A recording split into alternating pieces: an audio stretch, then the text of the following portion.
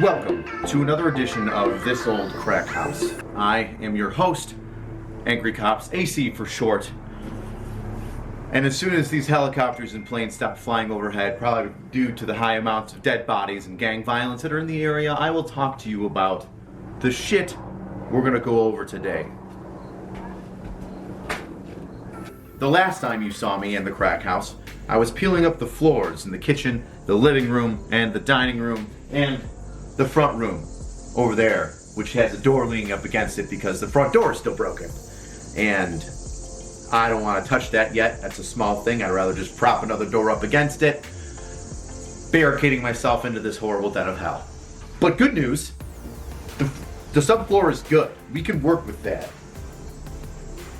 And I got a whole bunch of trash out of here, so we got a whole bunch of space to work with.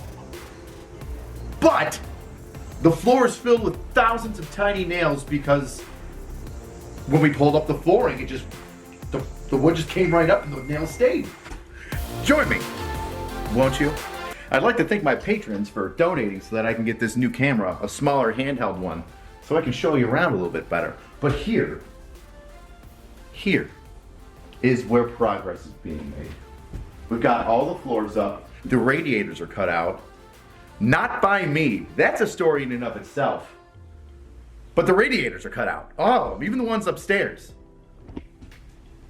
The floor looks pretty good. There's thousands of nails everywhere. So if you're looking at the floor, you can see that like every 4 inches, there are nails, keeping what was the wood floor nailed down to this subfloor. Now, unfortunately, they're all throughout the entire first floor. If I could say floor one more time, I would. Floor, floor, floor, floor, floor, floor, floor, floor.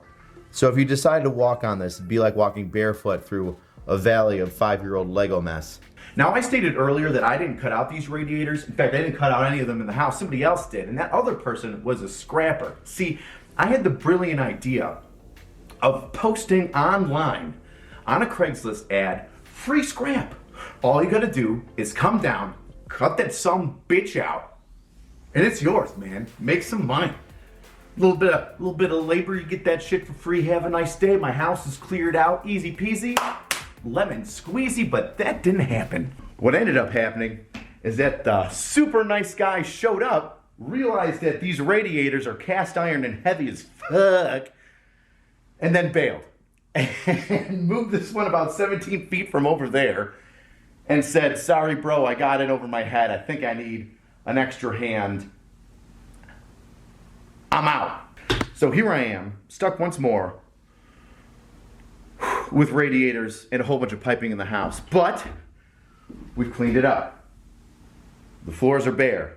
I'll probably go through with, I don't know, a crowbar and a hammer and try to get up most of the nails, and the ones that are too busted or too jacked up, I'm just gonna hammer it down into the wood.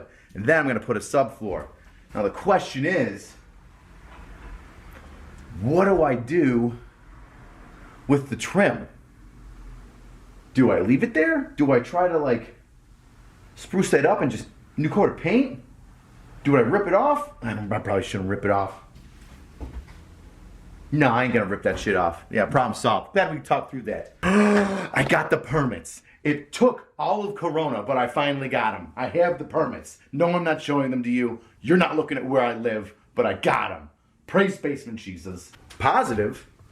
All the cabinets are gone, right? So that's a plus. Once again, more room. Had my buddy Georgie come in here, pull all that shit out. I don't know what I'm gonna do with that ceiling though.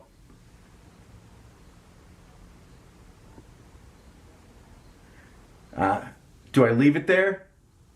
It's already a drop ceiling. Put some plywood on top, or put some ultralight drywall. If I can't touch it with my hand, that means it's over 7 feet. The next step is gonna be cutting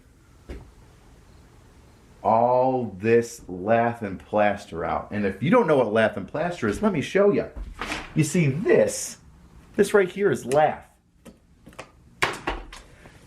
That right there is lath. And this is plaster. Now what happens is back in the old days, you would lath up a wall and then take a whole bunch of plaster and just all over the walls. So there's not one sheet, the entire wall is one connected piece of plaster. Which is cool and good for the rigidity of the home, but bad if you want to cut into anything, because it sucks. You put a picture frame up that'll stay up there, it'll hold because it can go right through the lath. You don't have to worry about finding a stud. But if you push through a little too hard, you get a crack, your whole wall's jacked. You got to patch it up, and it's a pain in the ass. So this is all gonna go.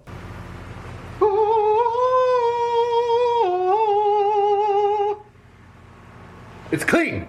The basement is clean. There's no shit everywhere. We can walk through it freely. This is great. There's no boards and crap over here. There's no boards and crap over here. It's looking good. This is good news. This is great news.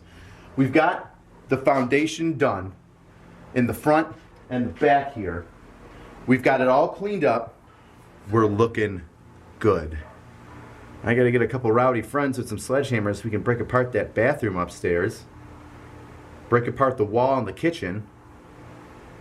Knock down those nails in the floor. And baby, we are ready to go.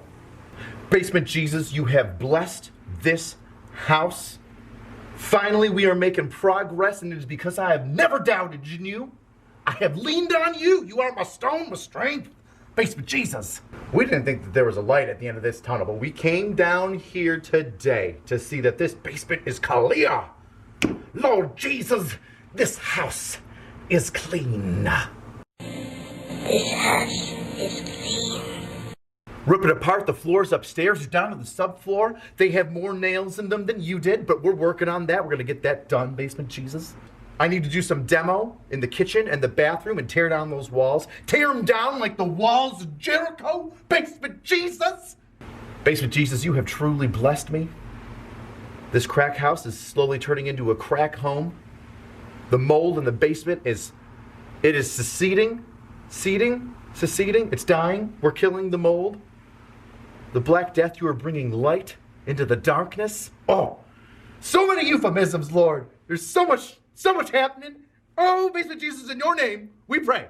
I